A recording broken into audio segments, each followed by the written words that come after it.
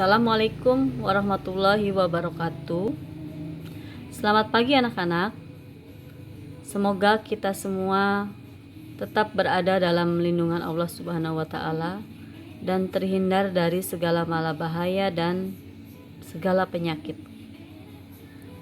Baiklah, kali ini kita bertemu lagi dengan saya Ibu Ami Komalasari dalam mata pelajaran prakarya kelas 9. Kali ini kita akan membahas kerajinan bahan keras. Dengan KD, memahami pengetahuan tentang jenis, sifat, karakter, dan teknik pengolahan bahan kayu. Indikator 3.11 menyebutkan jenis kayu, bambu, dan rotan. Tujuannya, setelah kalian mengikuti proses pembelajaran, diharapkan kalian dapat mengetahui jenis-jenis kayu, bambu, rotan yang biasa dijadikan sebagai produk kerajinan. Apa sih kerajinan bahan keras itu? Kerajinan bahan keras merupakan suatu kerajinan yang tahap pembuatannya memakai bahan yang bersifat keras. Kemudian mempunyai prinsip, yaitu yang pertama, keunikan bahan kerajinan.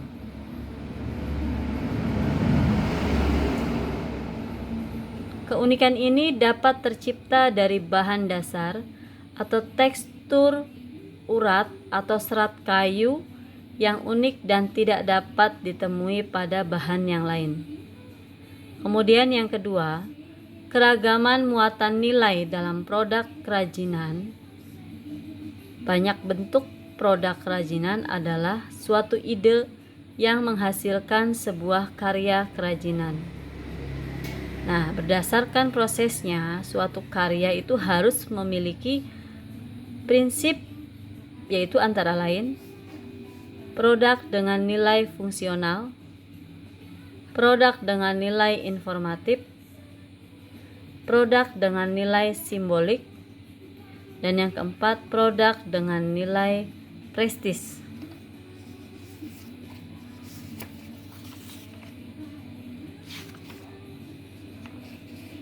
Ya, produk dengan nilai fungsional yaitu produk yang dihasilkan itu harus memiliki nilai fungsi atau nilai guna.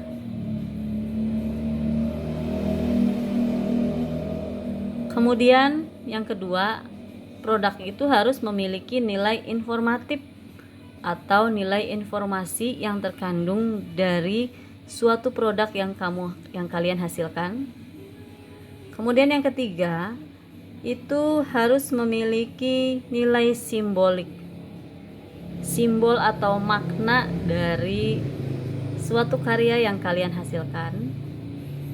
Kemudian yang keempat, produk itu harus memiliki nilai prestis atau wibawa. Nah, setiap orang yang memakai produk yang kalian hasilkan itu harus memiliki nilai prestis atau wibawa, menunjukkan bahwa kelas orang tersebut memakai produk yang kalian hasilkan itu harus memiliki nilai jual. Kemudian aspek rancangan dalam produk kerajinan. Unsur yang paling penting dalam proses suatu karya adalah rancangan. Setiap produk kerajinan mengandung banyak faktor yang menjadi bahan acuan dan pertimbangan. Contoh yang pertama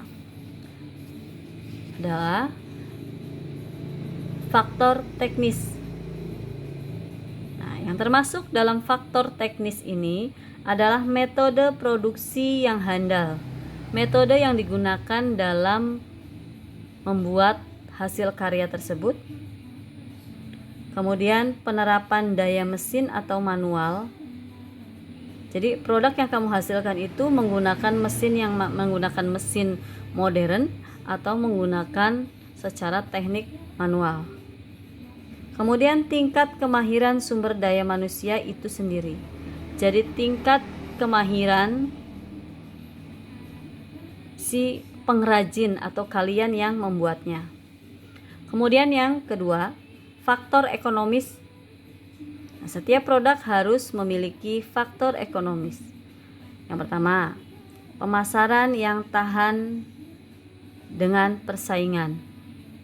Kemudian yang kedua, sistem pemasokan atau distribusi. Kemudian yang ketiga, kebijakan penciptaan atau hak cipta. Jadi setiap produk yang kalian jual, yang ingin kalian pasarkan itu harus dipatenkan supaya tidak diakui oleh orang lain. Kemudian yang ketiga, nilai jual dan keberadaan suku cadang. Ya, jadi produk yang kalian hasilkan itu harus mempunyai nilai jual. Nilai jual secara ekonomis agar bisa menghasilkan pendapatan. Kemudian yang ketiga, faktor ergonomis, itu termasuk kenyamanan, keamanan, kesesuaian, dan kepraktisan. Jadi tiap produk yang kalian hasilkan itu harus nyaman dipakai oleh konsumen. Kemudian tingkat keamanannya harus aman, ya, kesesuaian dan kepraktisan. Kalau produk yang kalian hasilkan itu ribet-ribet, mungkin itu tidak akan memiliki nilai ergonomis. Kemudian yang keempat, faktor sains dan teknologi. Di setiap produk itu harus terdapat unsur kebaharuan atau temuan baru atau inovasi atau modifikasi. Kalian harus menghasilkan karya-karya yang berinovasi dan memodifikasi agar nilai jualnya semakin tinggi. Kemudian selalu mengikuti perkembangan pengetahuan dan teknologi. Ya, mengikuti perkembangan zaman, perkembangan teknologi juga, perkembangan mode yang setiap saat itu cepat sekali berubah. Kemudian yang kelima, faktor estetika. Nah, itu faktor estetika yang pertama adalah menampilkan bentuk keindahan. Suatu produk itu harus memiliki keindahan supaya memiliki nilai ekonomis yang tinggi, supaya orang itu tertarik membeli produk kita. Kemudian memiliki daya pikat. Kemudian terjadi keserasian, penggarapan yang rinci atau detail. Kerapian itu sangat diutamakan, ya. Kemudian perupaan atau pewarnaan. Nah, permainan warna ini sangat mencolok, ya, supaya orang lain itu melihatnya tertarik. Kemudian kesan atau gugahan yang ditampilkan. Ya, ini media promosi karena sekarang medsos, kalian begitu mudah sekali untuk memasarkan produk kalian tanpa batas. Kemudian faktor kondisi lingkungan. Yang pertama adalah nilai budaya. Kemudian yang kedua, kondisi lingkungan atau wilayah setempat.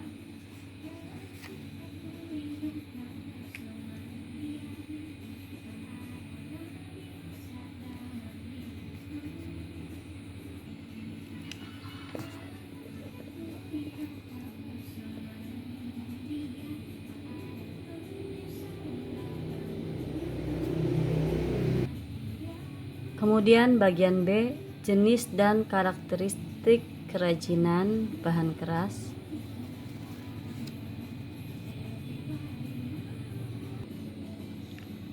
Bagian B, jenis dan karakteristik kerajinan bahan keras. Yang pertama, bahan keras alami. Bahan keras alami merupakan suatu kerajinan yang terbuat dari bahan baku pembuatannya yang berasal dari alam ataupun mengalami pengolahan tidak mengakibatkan perubahan wujud benda tersebut. Bahan keras alami sangat mudah didapat dan relatif murah, sebab beberapa bahan bisa langsung kita ambil di sekitar kita, ya. Contohnya yaitu kayu, tulang, biji-bijian, bambu, batu, pasir, kerang, dan rotan. Nah, berbeda dengan kerajinan bahan keras alami. Kerajinan bahan keras buatan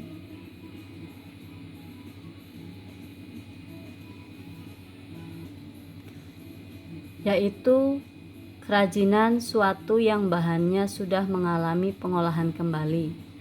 Contoh kerajinan bahan keras buatan itu yaitu bahannya dari besi, kaca, kaleng, kawat, kemudian logam. Logam itu ada beberapa macam, yaitu tembaga, kuningan, perak, emas, dan aluminium. Kemudian semen dan timah.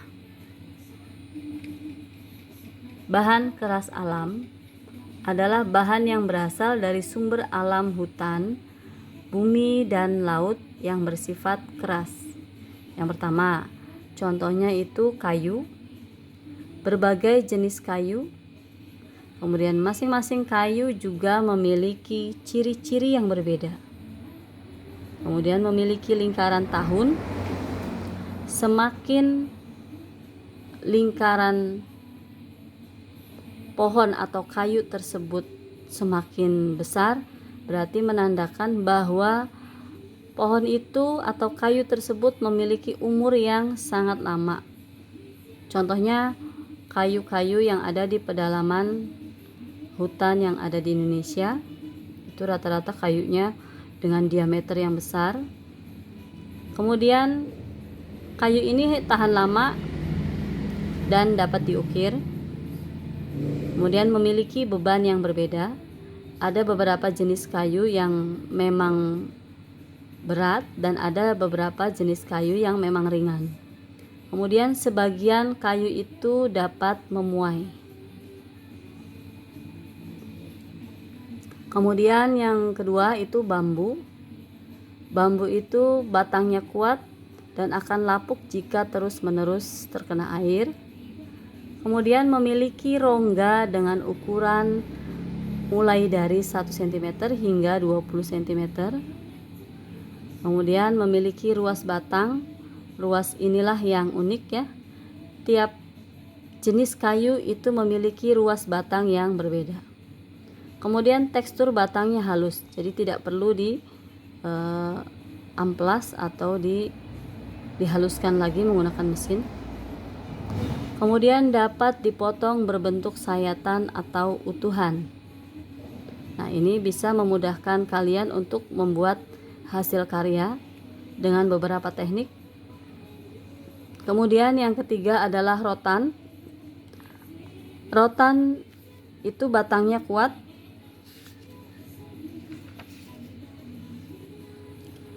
Lebih kuat dari bambu ya. Terutama rotan yang serat batangnya sangat kokoh. Kemudian rotan yang biasa dimanfaatkan sebagai kerajinan adalah rotan yang berongga dan ada yang tidak. Yang berongga itu mempunyai ukuran mulai dari 0,5 cm hingga 1 cm. Nah, sedangkan yang tidak berongga merupakan bagian dari dalam rotan. Kemudian rotan itu memiliki ruas batang namun lebih samar dibandingkan dengan bambu. Kemudian tekstur batangnya halus, tidak perlu diamplas lagi. Kemudian dapat dipotong berbentuk sayatan atau berbentuk utuh. Nah, kemudian rotan memiliki bentuk yang panjang, bisa mencapai 10 meter. Karena rotan itu hidupnya menjalar dan melilit, sedangkan panjangnya itu selalu bertambah. Kemudian yang kedua adalah bahan keras buatan. Bahan keras buatan adalah sesuatu yang diolah manusia dari beberapa bahan dan bersifat keras. Contoh yang pertama adalah kaca. Wujud dari kaca ini adalah transparan. Ketebalannya bervariasi antara 1 mm sampai 2 mm atau tergantung dari kebutuhan kita. Kemudian permukaannya licin dan kilap.